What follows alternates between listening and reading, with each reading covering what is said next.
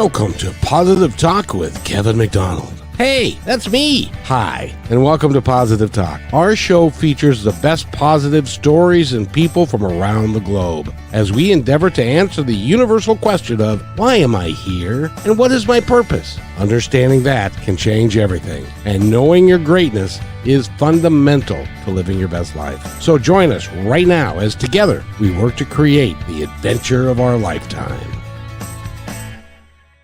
And welcome to the show, everybody. We are going to have an adventure of our lifetime right here, just right now, because we've got a couple of weeks back, I had a gentleman by the name of Brad Walsh in, and he was an extraordinary human being. And he said to me this, and I'm not lying at all. He said, there's this woman that you need to have on the show who's extraordinary. She's from down under. And I don't know if that's where you are today, but your story is extraordinary. You've got a podcast. And so today we're going to talk about all of the magic, life changes, doing some things that maybe in the back of your head, you're saying, no, I can't do that. No, I can't. I would really love to do that, but I can't do that. And how we can get out of our own way to do certain things and to do stuff that's really cool. So Debra, welcome to the show. How are you, my friend? Yeah, thank you. What a delight to be here. I am well. Thank you. I am well. And where is well for you? Where are you? I am living in my home here on the beautiful island of Tobago, deep in the Caribbean.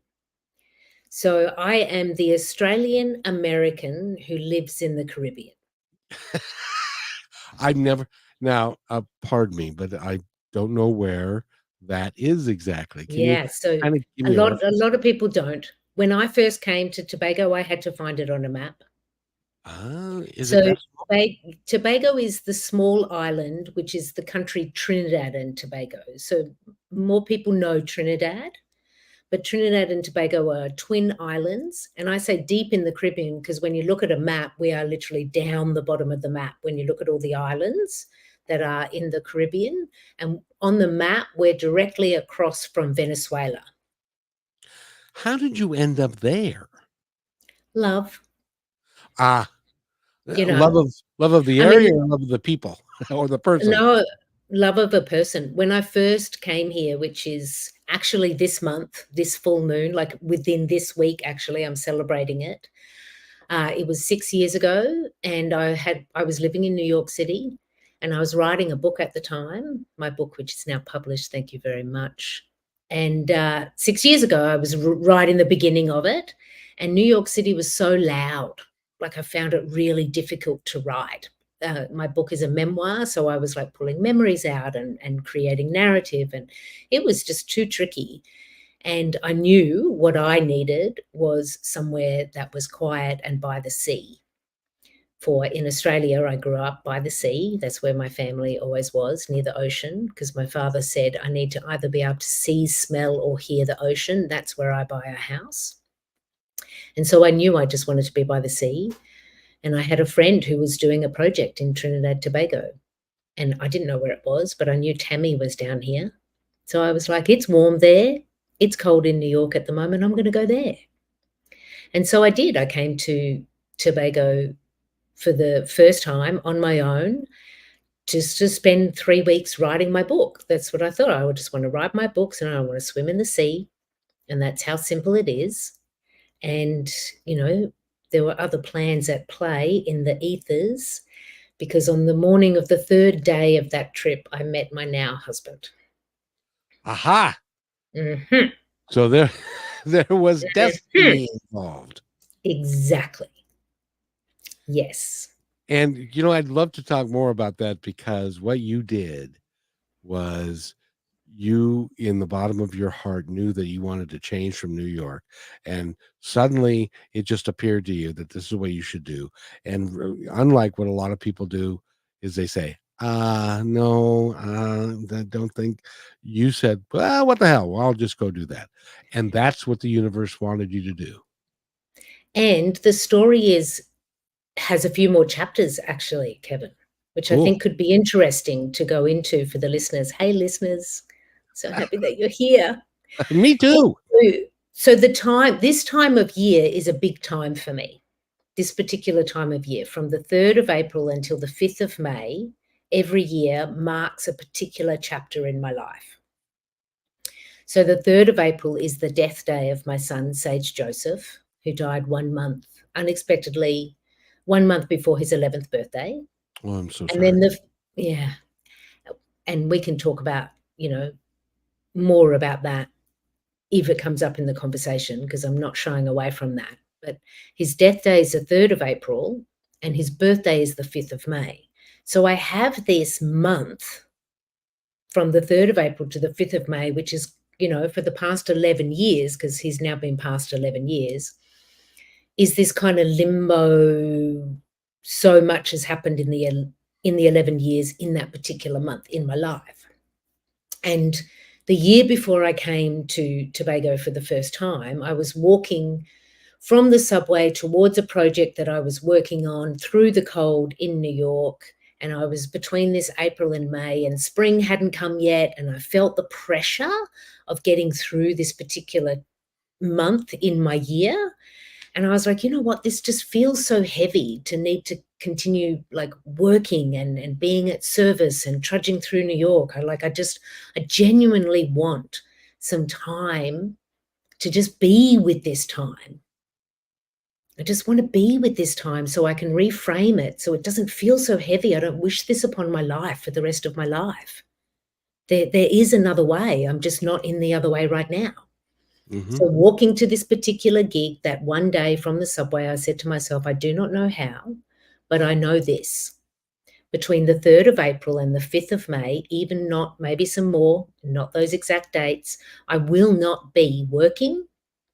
I will not be in New York. I will be taking time to be with this time because I know I want to reframe it for myself. And that was the year before. So then fast forward, my friend Tammy gets some funding to do a film project, and that film project happens to be in Trinidad Tobago. She tells me that news. I'm like, well, it's warm there. I've never been to that part of the Caribbean. I didn't even know where it was. I had to look on a map. Like, it was so far out of the realm of possibility for me. Right. But I was like, I'm going to go see my friend Tammy. We can have a holiday for a few days, and then I'll do what I need to do. And at that point, I knew that I'd started writing the memoir. I knew that I wanted to spend more time in creativity and being quiet and writing and all the rest. And so I was like, that's the next piece of the puzzle. Okay, I'm going to Trinidad Tobago. And at the time I was going to Trinidad because that's where Tammy was. And then in the February, so fast forward again, we're moving through the year. In the February, I know I'm going to Trinidad, but I haven't really booked anything yet. I just know the dates I'm going to be there, but I haven't booked any accommodation. And I wake up from a dream on a Saturday morning in my Brooklyn apartment, and I've had a dream where in the dream I was at my writing spot. And the writing spot was on a veranda that overlooked a body of water where there was fishing boats.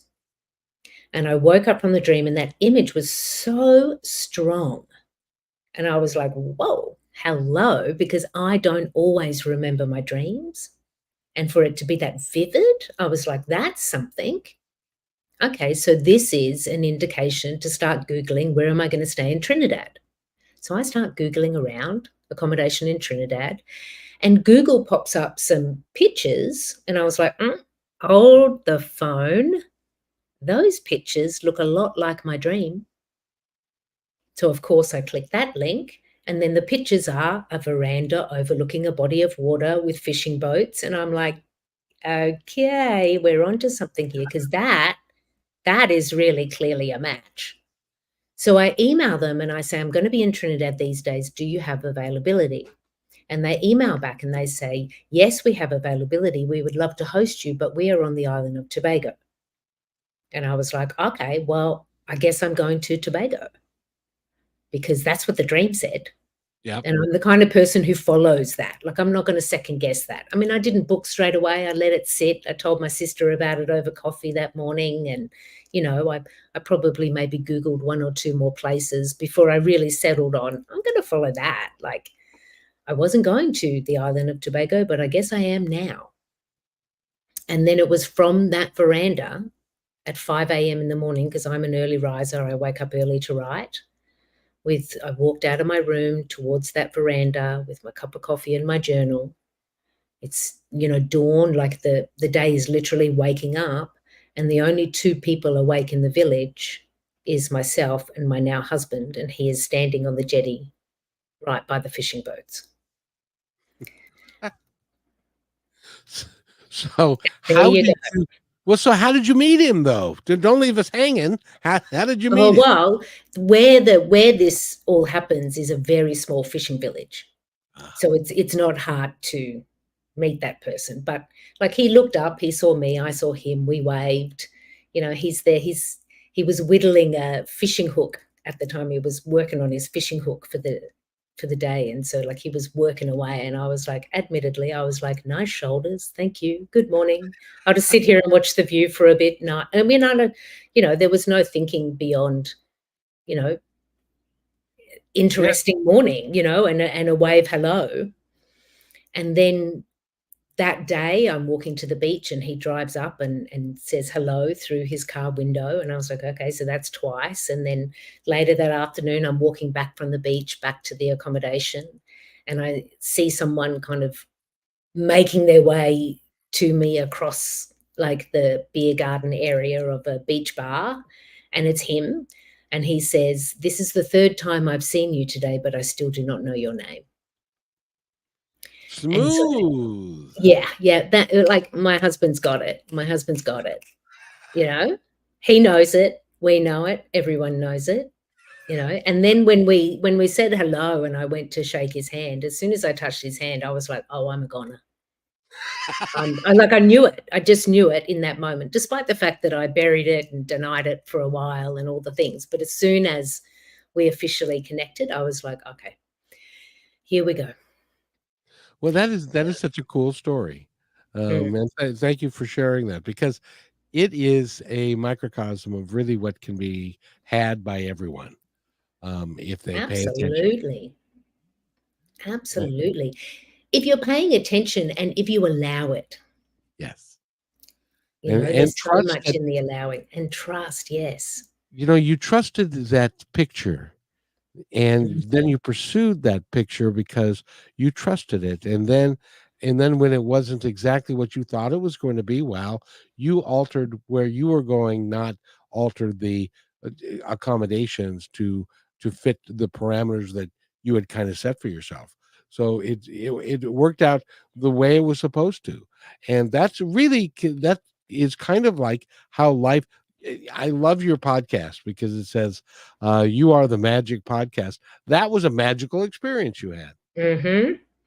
Mhm. And this is what I seek to do in the world, is to remind people, you are the magic. It's Yeah. not out there. It's not out there. It's not for some people and not for other people. You don't actually have to work really hard for it. You are actually a speck of the universe.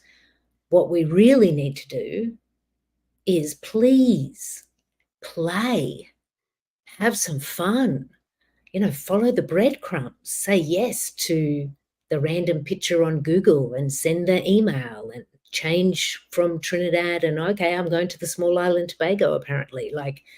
You know, like, accept it, allow it, have fun with it. Well, Is isn't Yeah, that why it's we're here?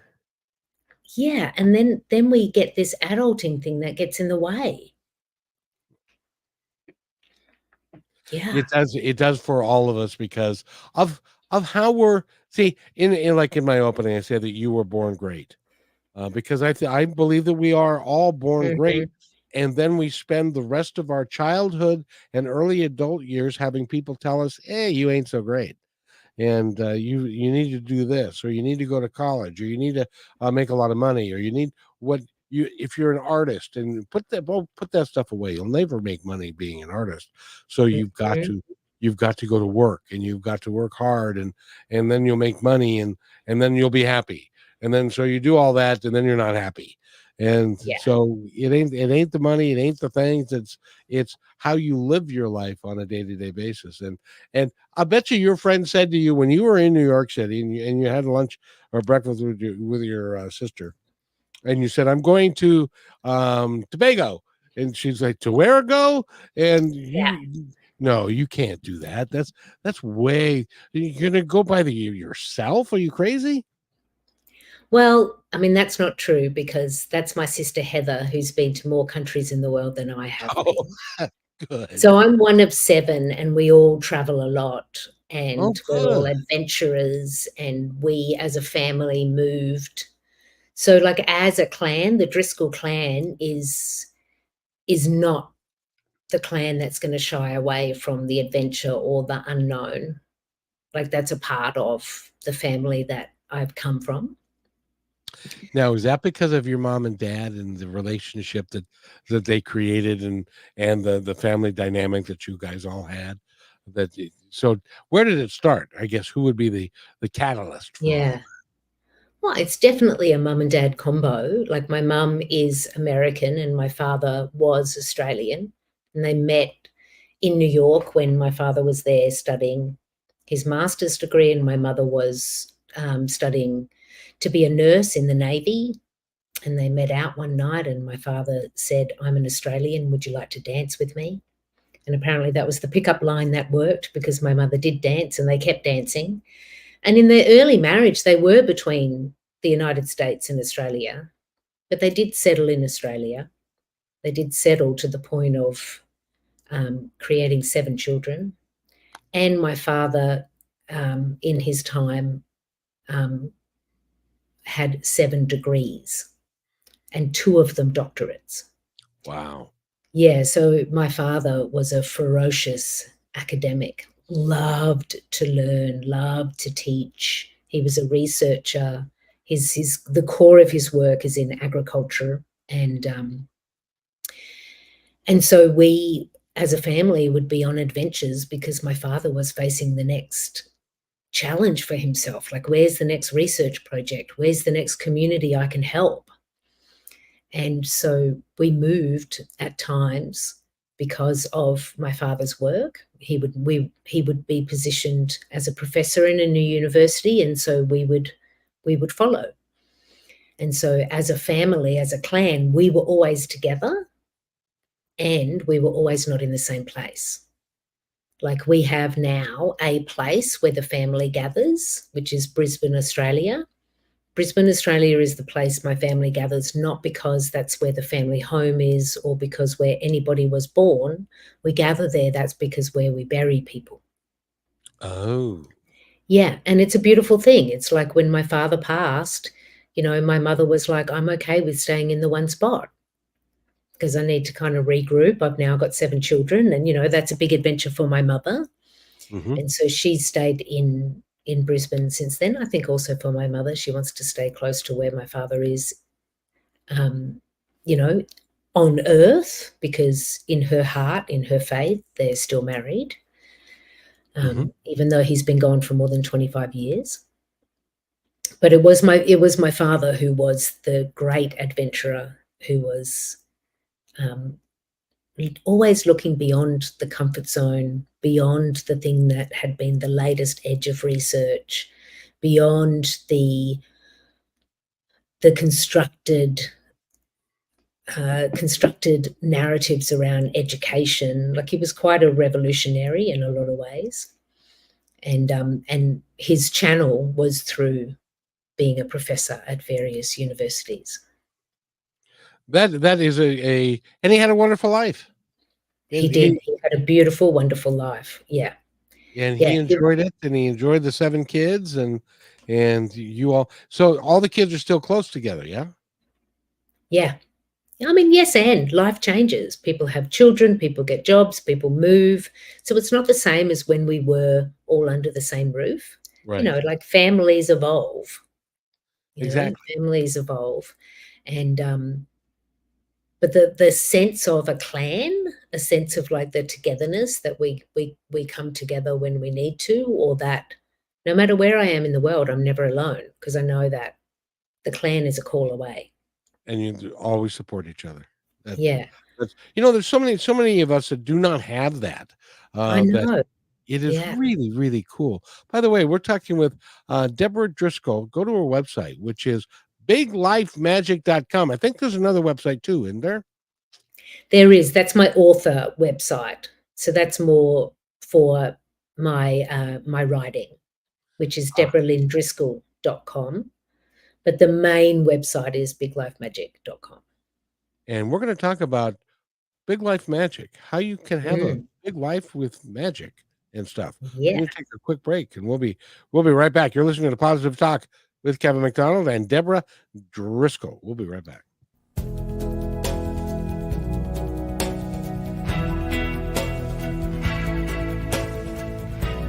They have your eyes. They have your ears. They have your smile.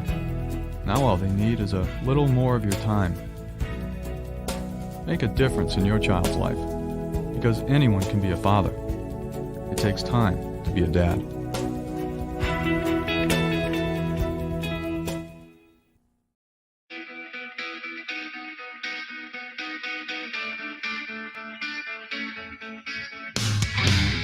And welcome back to Positive Talk with Kevin McDonald.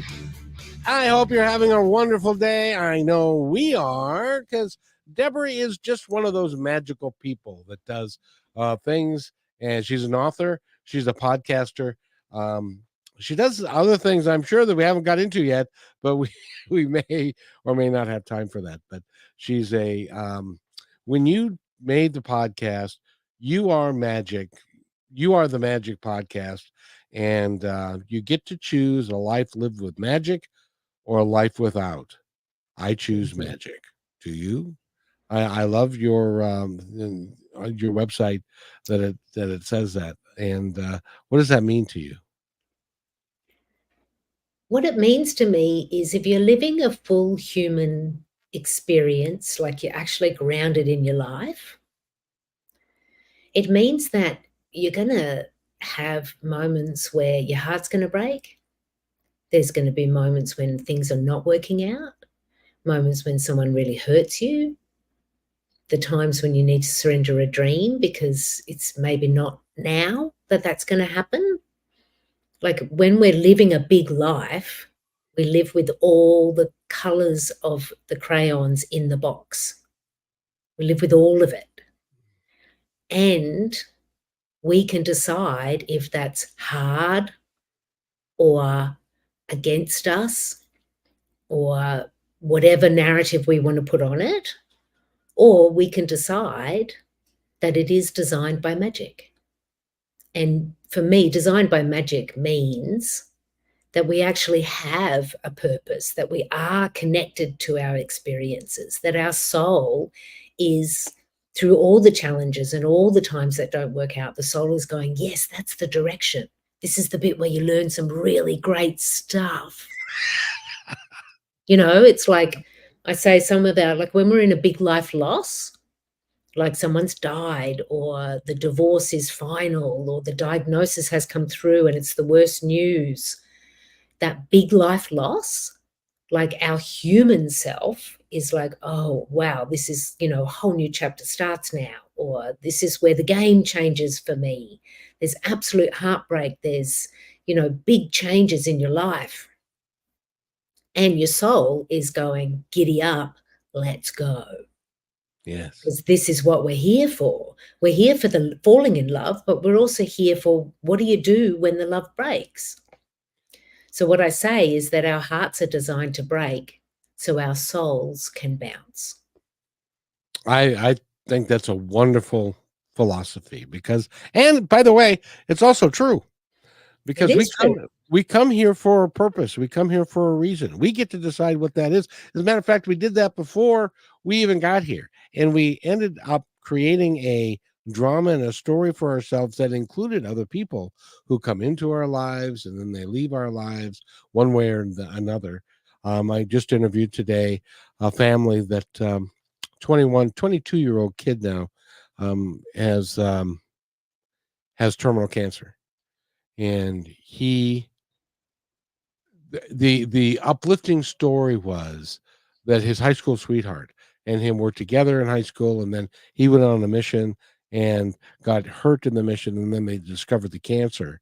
And so he was lying in the hospital, and she came to see him, and he was like, I'm maybe dying here. I don't know that I want to, necessarily have a relationship. And she said to him, well, Hiram, that's his name, I'm either going to be heartbroken because you're going to be dead and I'm going to be your ex-girlfriend, or I'm going to marry you. And when you die, I'm going to be heartbroken. I would rather marry you and be heartbroken because that's a more full experience.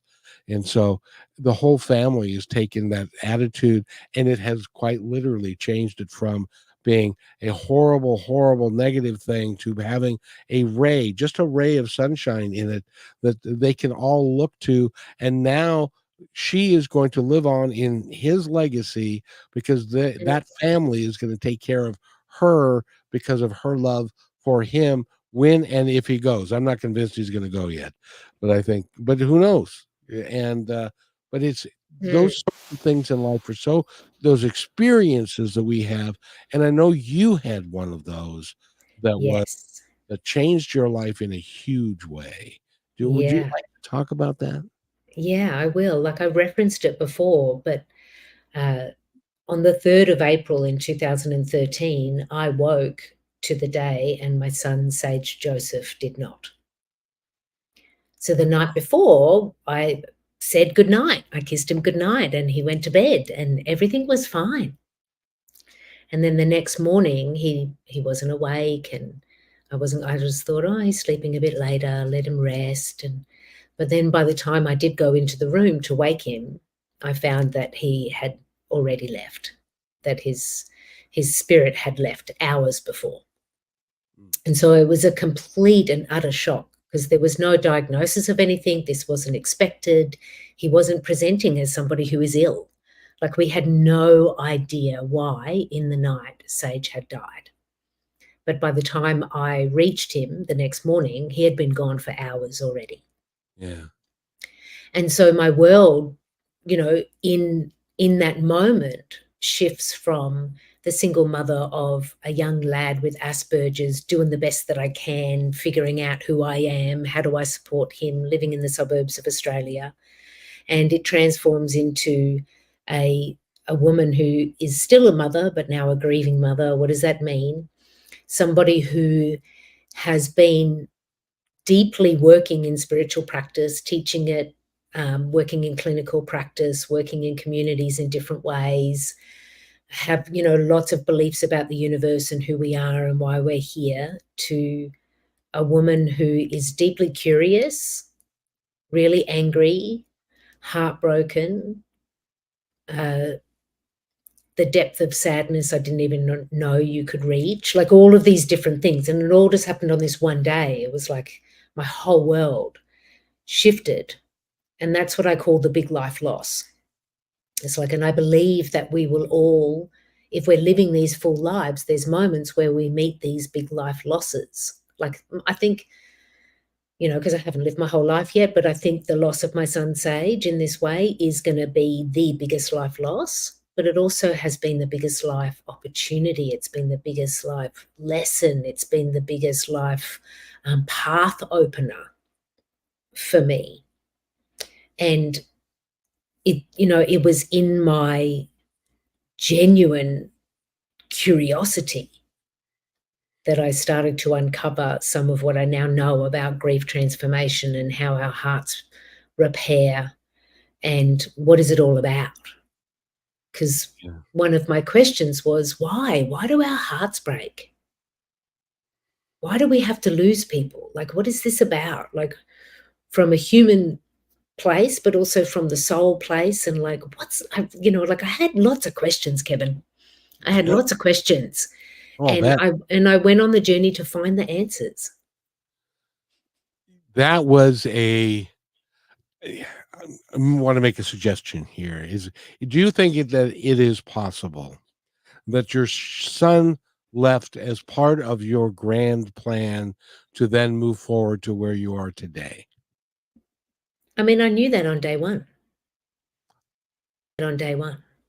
And That doesn't mean I still didn't have questions about why. Doesn't mean I didn't ask the angels, why didn't you warn me? I thought you were on my side. What's going on here?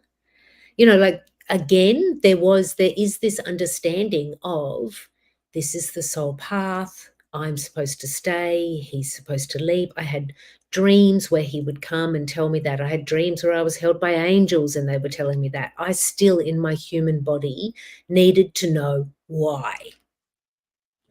Because we're human. We can understand what the universe is wanting to share with us. We can understand soul contracts, but we're not living up in the universe. We're living earthbound. Mhm. We're supposed to deeply feel. We're supposed to be curious and question and work through all the emotions. And so I had that. Like I had this position where I could see the bigger picture. I could kind of like get a glimpse of the matrix of it all. And at times that's what held my head above water. But I also was deeply connected to, I'm a woman with a broken heart and I'm a mother who wants to know, why did you take my baby away? Of course. Mm. It's a conflict in terms. It's a major conflict because that this is maybe supposed to happen, but at the same time, why? What good is it? What good? And when we come back from this break, I'd like to talk a little bit about that, because I'm sure at one point that you said in that whole process that you were going through, okay, I get it, but so what good could it possibly come from losing my son? Mhm. The way that I lost him without any warning, and just wake up and he's gone. What possible good can come from any of that? And why would you do that to me? We're going to come right back, and Deborah's going to share that with us. By the way, thank you for being so open. What we're Mhm. talking about today is truly going to help somebody who's out there.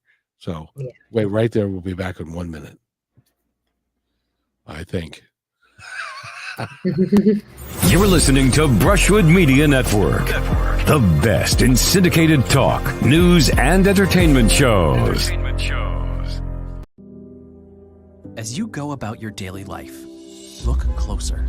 As you gather with family and friends who love and support you, look closer. There are youth right in your community who don't have the home, warmth, and healing you have. So look closer. Every year across America, a staggering 4.2 million youth are homeless or trafficked. And for 50 years, Covenant House has worked relentlessly to keep them safe and protected. Tonight, 2,000 young people will sleep safely in a Covenant House bed. And tomorrow, they will wake up surrounded by love. They get clean clothes, hot meals, medical care, and a safe place to sleep. 24 hours a day, 7 days a week. In sites across America to help them fulfill the great promise of their lives. So look closer at Covenant House. To help or get help, go to covenanthouse.org. And welcome back to Positive Talk with Kevin McDonald. We've got an extraordinary guest with us today. Her name is Debra Driscoll, and go to biglifemagic.com. She is a podcaster of note, and she is an author, and she's also just a wonderful Aussie living in the Caribbean, Caribbean. I don't know. Is it Caribbean or Caribbean? I'm never quite sure. I think it's a bit tomato. Okay, good. I think it's a bit of both, whichever way you want to swing. So I know that in picking up where we left off, that there was a moment, probably lots and lots of moments, when you understood it conceptually, but why? Did that ever cross your mind? I know it did. Absolutely, it did. And the answer did come in many different ways, and it also came in layers and over time. Because there is a bigger narrative with our souls and our soul contract. And I don't think we're supposed to know all the details of it. I think we're actually supposed to live our lives. Yeah. And but now, I gotta ask you though, because I suspect that your son, through dreams or through talking, that He came to tell you, Mommy, it's okay. Did he? Yeah, well, this is actually what he said on repeat. Mum, I am okay. You be okay now. Ah, You be okay now. And there's so many stories. They're all actually in my book, A Series of Surrenders, which is where I speak at length. And I say speak because you can listen to the audio book if you want to listen to me tell you the story. In the Series of Surrenders, I go into the detail of what happened in that first year after Sage's death, because there's so many visits by guides, angels, Sage, my father, Buddhist monks in Sri Lanka. Like, there was so much guidance that was there because I was also on the journey and open to it. But A Series of Surrenders is also about the loss of the very first man I ever fell in love with, Nick, who chose to take his own life. And then the year later, my father died unexpectedly of a heart attack. So it's the lover, the father, and the son, the three men I have lost. And so it's this bigger story about my process and journey with grief is A Series of Surrenders. But I'll take you now to a pivotal moment for me in this, like, why did you take my child away? What is all this about? I need more information, please, universe. Because, like at 3 days in, you hear things like, and I'm saying here in terms of I'm hearing it from myself, things like, the universe has always got your back.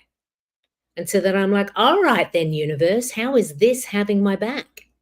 yeah. I want some more information, please, because you've dumped me in this now, right?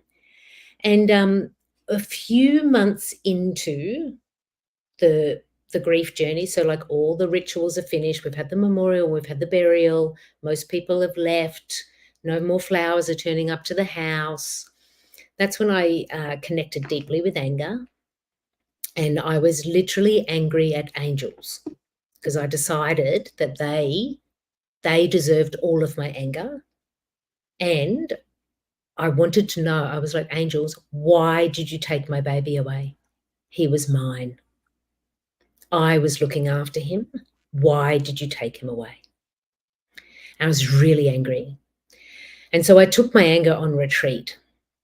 I went away to a different small fishing village in Australia. A friend of mine had a holiday house and no one was in it. So she said, Debra, it's yours if you want it. And she offered me this house by the sea in a very small town I'd never been to. And so I was like, yeah, I'm going to go there. I'm going to go there because I've got some questions and I think I need to be quiet because I need the answers and it's going to come in the quiet. So I went away with no idea of how long I would be away or what would happen, but I took with me the journals, the fresh fruit and vegetables. I left behind the bottles of wine, like the chocolate, the things that I was using to divert and numb myself or, work through. And I spent my days walking by the seaside, writing, meditating, crying, screaming, all of it. And there was one day, a few days in, where I was running along the beach, running along the sand, because this is at that time in my life, I found that when I ran really fast and I could run to almost like my heart felt like it was going to explode, it would help to release some of the grief. So I was sprinting along the sand and I got to the place of like, like you need to lay down. I ran to the point where I needed to like hit the sand. So I lay down underneath a tree and I just kind of was like catching my breath. And in that catching my breath, I let go of like the chasing for the answer, the insistence that the angels tell me. All I was doing was trying to breathe and get my breath back from this sprint. And then I heard the voice, which I believe to me is the angel voice, because this is how I felt it and received it. And what they said to me is nothing went wrong that day. Sage was always going to leave and you were always going to stay. In fact, you both designed it together. And I knew that, like I knew the theory of that, but to actually hear it through an angel's voice in this moment there was something that settled in me. Just to have that confirmation, I needed to have communication with the angel. Like I wanted something back. And that was the day that I received it. And that was a big turning point for me, because that's the day I started to write more. That was the day that I got real clarity about the fact I don't know what it is, but I'm going to write a book. I had no idea what it was, Kevin. All I knew, the only information I got at that point is there's a book here and you're going to speak about this and you're going to teach about this, but first you have to live it. And so I was given the direction of just keep loving and keep writing and just carry on, Debra. You're going to figure it out along the way, which is what I did. That's how it unfolded. And that is one of those things that happens to a lot of us, but a lot of us don't have the awareness, I guess, to be able to say, okay, well, I'll give you just a brief example. When I was 42, I'd been an executive and a manager and all that stuff, and I wasn't happy. Had the wife, the kids, the dogs, the cats, and all that stuff, but I just wasn't happy. I wanted change, and I wanted to find out why I'm really here. What am I here to do? What is it about this life that I'm missing? And so I went on a journey, a spiritual journey, if you will, and that ended up through a bunch of different events. That ended up where I am today talking to you. And all of that was by design, by me, before I even got here. And has it been all pretty? No. Part of my life I call my bad country music song period. And we all have one of those, and it's okay. And, my dad died, my dog died, my wife left, and I lost my house and declared bankruptcy. And, those things, they happen to us in life. But the whole idea is that at the end of the day, you accomplish what you're looking to do if you allow it, if you're open to it. And that's what you are. And so writing became an important part of your life. Doing the podcast has become an important part of your life. Doing the things that you're doing, being married to that wonderful man who that you didn't know, and he was halfway around the world one day, and the next day he was in your eyesight. It's just amazing to me. Yeah. Yeah. And that's why I say a lot of it's about the allowing, like the lowering the resistance. But it's not just about the allowing, it's also about the listening. Yep. So one of the things that I do in the world, and I actually want to do more and more of this in the world, is I support people to connect back to their first sense, which is their intuition, your inner knowing, your inner guidance system. Because all of this adulting and all the challenges, et cetera, means we go out of tune, or the volume gets turned down, or we're on the wrong station. And I believe in living an intuitively led life. Because when you are, it means you're saying yes to the trip to Tobago to then meet your husband, which you didn't even know was the next step in the journey. Exactly. When you can actually like listen and trust and follow your intuition. But there's a lot of people who, they can't quite hear it because they're not right on the quiet station, or the volume's turned down, or over time they've developed a distrust to following that voice, or there's a battle between the ego and the inner critic and the intuition. Like there's so many things going on. And so sometimes I just go back to basics and I say, okay, let's just like put the toys down for a minute and let's spend some time just calling in and realigning one of your greatest superpowers, which is your intuition, because we all have it. It's your birthright. It's your connection to your soul. It's the connection to the universe. And so I spend a lot of time supporting people in how to tune back in so that they can hear the angel or hear themselves or hear the message saying, leave that job.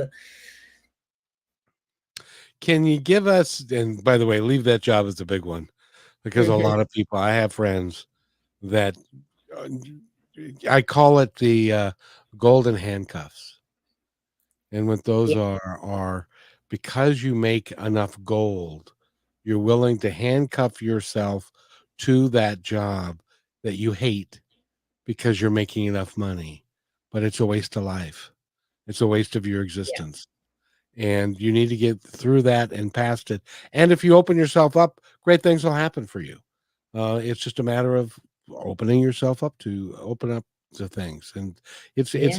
you know, do you so now do you consider life to be a grand adventure? Absolutely. You Hands down. Absolutely. Not a delay. know what's funny about that? 100%. What? When you look back at the video of this, you're gonna look at your face when I said that, and you're gonna go, Well, what else would it be?" Yeah. You know, Yeah. It's like, of course. because there are people that go, "Oh man, life sucks. Life is just drudgery, and it just sucks." And that's not any way. That's not why we came here. That's no way to live life. And also, everybody's doing what they need to do. Uh-huh. You know, it's like this is something I learned in my journey as a spiritual teacher and somebody who, I teach Reiki and I do different healing activations with people. And so a part of that journey is you're learning the responsibility of being in this place, Right. taking this role, right? And so, and there's so many stories I could tell about that alone, but there was this one story where I was all in knots, and I had been in knots for months upon months upon months upon months because the biological father of my son Sage never supported me. He walked out the night I told him I was pregnant.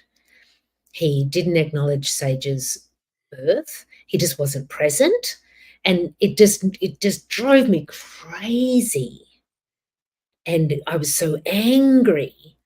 And then there was one day, there was a healer working in a clinic space where I had a room where I was doing Reiki and massage and acupressure and aromatherapy, like different things in my own clinical practice. But there was another healer who her healing room was 2 doors down. And her name is Kerry. And I used to love talking to Kerry because at the time, she for me was an elder, somebody who I could learn from, and somebody who I could see myself in an evolved version of me. Like that's where I could be, Mm-hmm. And one day we're sitting outside because we're between clients, and I'm talking about these knots upon knots upon knots, and it's not fair, and how dare he, and he should, and look at what he's doing to my son, and all of the things. And then she said to me, "But how do you know?" I said, "How do I know what?" And she said, "Well, how do you know that this is not exactly what's supposed to happen?" I was like, "What do you mean?" And she said, "Well, maybe it's a part of his soul journey to be in this place of this isolating from you and Sage. Maybe he's got some different lesson there that's got nothing to do with you. And maybe if you're going to go and try and force it, maybe you're going to mess up some stuff. Maybe Sage is not supposed to be connected to him in this life. Maybe his gift was giving life to Sage so you and Sage can be on the adventure. Why don't you just put angry down for a minute and just focus on enjoying and loving your son?" And it was this breakthrough moment where I was like, oh, when we try to fix things, maybe we're messing things up. We're making more of a mess. And so I gave myself permission from that day to just be like, well, what if this is the way it's supposed to be? I don't know what's right for somebody else's soul. How could I ever know that? I could never know that. You can't. And so somebody else who might be sitting in a job and they want to leave, but they're too scared. Like, is that what their soul is working through? I don't know. It's not my soul. That's right. So it takes, for me, it takes away the judgment of whether people are doing life well or not, whether people are, tapped into source and doing the best job ever. Like, I think there can be, it can feel a little bit like a competition. Sometimes this living a human life, instead of like, there is no game, there is no competition, there is no gold prizes. just everyone, just go out there and play and do the best that you can. And if you can, remember that you're a divine speck of the universe and tap in there. Exactly. One of the gifts that I was given after, because I did the radio show in 2003, had to give that up. And one of the gifts I was given was I got to drive a Metro bus in Seattle for 12 years, Mm, which mm, means I'd worked with vice presidents and played great golf rounds and went to hoity-toity dinners and all that kind of stuff. And now I was driving a bus for the lowest and least among us, who may not have yeah. $2 for the bus fare, who may be addicted. And it was not my place to determine what was right or wrong with that situation. That Mhm. was theirs. I had no business making a judgment about that. And I learned that over that time. Yeah. Yeah. What a beautiful gift. What a beautiful gift. And it was necessary for me to have that gift so that I could carry that forward to be able to talk about it now. Yeah. Yeah. And in your younger day, if someone said to you, "Hey, Kevin, one of the greatest things that's going to happen to you is that you're gonna drive a bus," you'd be like, "What? What? How is that the greatest thing?" Like sometimes what is actually in our favor doesn't seem like that from the outside or in the beginning of the story, but it goes back to this kind of listening and allowing and always, coming back to self, because I say you are the magic, like coming back to self and asking some of these curious questions like, what could I release now? What's my heart learning now? What could I make some more space for? Like there's always great questions. Like the quality of our life is the quality of the questions we ask about ourselves. Like I love Einstein's question. I don't know if you know Einstein's question. Einstein says the greatest question a human can ask themselves is this: am I living in a friendly or a hostile environment? And like there it is. It's like, is my life in a friendly environment or is everyone out to get me? Is it hostile? Do I have to defend myself? Do I have to be ready to go to war? Or can I expect that people want to help me, that there's opportunity there for me, that I can make new connections? Because it changes the quality of our lives. And we get to decide that. It's not about what's actually happening in our lives. It's about whether we've decided, is it friendly or hostile? That's a beautiful sentiment. And that Mhm. really is cool. As a matter of fact, my son said to me, right when I was getting done driving the bus, he said, that job saved our family's life. Mm. Mm. Wow, the extended gift, not just for you, but for your family. I mean, look at that. Because Thank you, boss.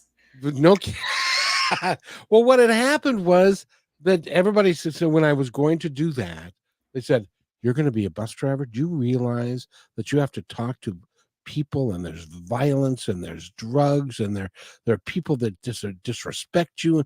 Why would you want to do a job like that? And my answer was, well, number one, I need the money, but number two, I would love the experience of being around those kinds of people as well as everybody else, because they're just people. And that's what I've Yeah. learned is we're all just people on a miraculous journey of life, and we're just doing the best Mhm. we can. Everybody is. And Yeah. whether or not you succeed at this or not, you get to try it again eventually anyway, if you want to. Yeah. Yeah. You know. Yeah. So it is just remarkable. By the way, we've been talking with Debra Driscoll. You're a sensational young lady. We need to. There's so much more that we could touch on. Do you know that? So much more. Yeah. Barely scratching the surface here, Kevin. Barely I scratching know. the surface. I'm going to send you a request to come back and talk to me some more and to That do would this, be my delight. That would be my absolute delight. because there are people that are listening to this, and this is, I know this is why you do your podcast. This is why I do my Mhm. show, is that there's somebody, and it doesn't matter who. It's not my job to know. It's not my job to, and my job is to create the best show I can, bring the best guest I can, and whoever needs to hear it, the universe will arrange it. And that's all I care. Indeed. There's a blessing I wrote for my book, A Series of Surrenders, when I released it. And the blessing essentially says that is like at the end of the blessing, it says a series of surrenders now belongs to you. Oh, that's beautiful. And a part of the blessing is like I wish for it to fly around the world and land in the hands and in the laps of the person who needs it exactly when they need it. And when people tell me that they've bought the book, I say, thank you so much, and be willing to let it go. Somebody else may need it next. The name of the book again is?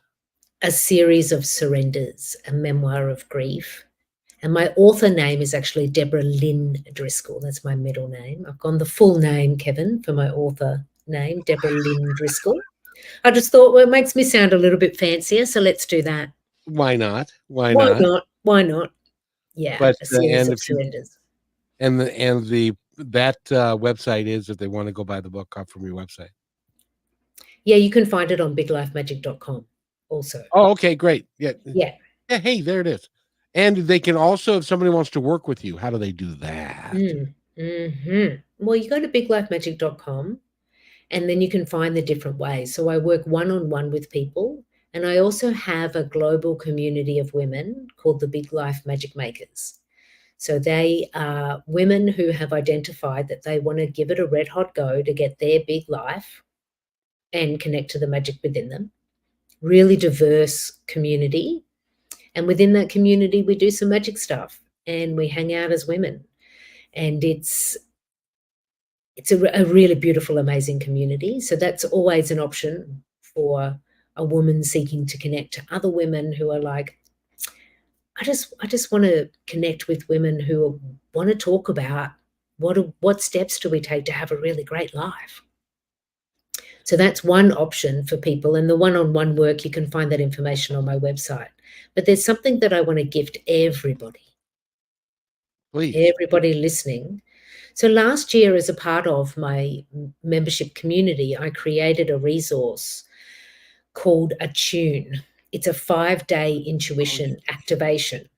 And so Attune is kind of like, think a private podcast, Debra's in your ear for 5 days. It's supported by a guidebook, but it's supporting people to tune their intuition.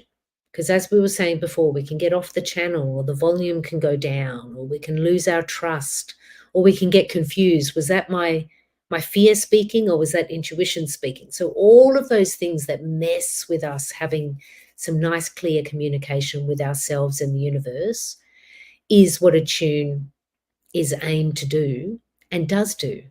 In 5 days, you follow along with me and we tune your intuition. And so earlier this year, I was like, Attune is one of the most fun things I created. I had an absolute amazing time creating it. Such fun.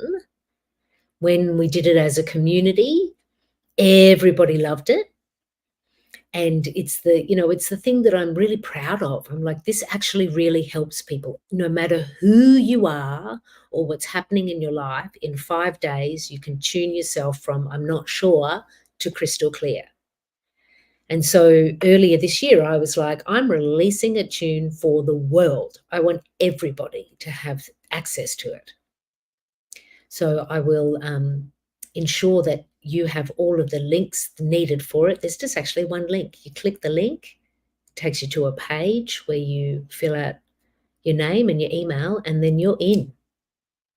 You begin Attune. I've got a new name for you too. Okay. The psychic mechanic, because you're going to attune everybody's engine, if you will, so that it operates a maximum efficiency so that they can live the life that they truly want to live. Because Kevin, imagine if more and more and more and more of us are connected to our intuition and saying yes to living an intuitively led life. Just imagine that for a minute. It's like, I am all about that. We would have no need for hate, division, and fear, or to talk to people who are less than or different than us. That would just go away. Yep. So this is my little part to play, sharing Attune across the world, inviting people in 5 days to tune up and tune in, because your intuition is speaking to you all the time. All the time. There was an old saying in the 60s, tune up, tune on, or tune in, tune up, and tune. Anyway, it was, never mind. But thank you so much for being here. Yeah, my pleasure. Again, go to our website, which is biglifemagic.com, and find out all about Debra and the work that she does, and enjoy your time where you are. By the way, do they have snakes there? Yeah, they've got some rainforest snakes, but they're really small. They're not poisonous. Oh, Not like Australia. Not like Australia. Well, I can't even go to Australia. You got like the ninth worst, deadliest snakes, and you got great whites, and you got jellyfish, and you got crocodiles. Yeah, there's a lot going on down there. Yeah, boy, no kidding. Thank you so much for being here. Is there anything else you'd like to add before we go? I just want to, let everyone know you are the magic. It's true. That's well said, and that's a great way to end it. Thank you. Thanks for listening to this episode of Positive Talk with Kevin McDonald. Our purpose is to provide everyone with a positive, entertaining, and educational experience. I would love your feedback and comments about the show, including possible topics and great guest suggestions. Please email me at kevin@kmmedia.pro. And remember, be kind to one another, because each other's all we've got. That's Kevin at kmmedia.pro.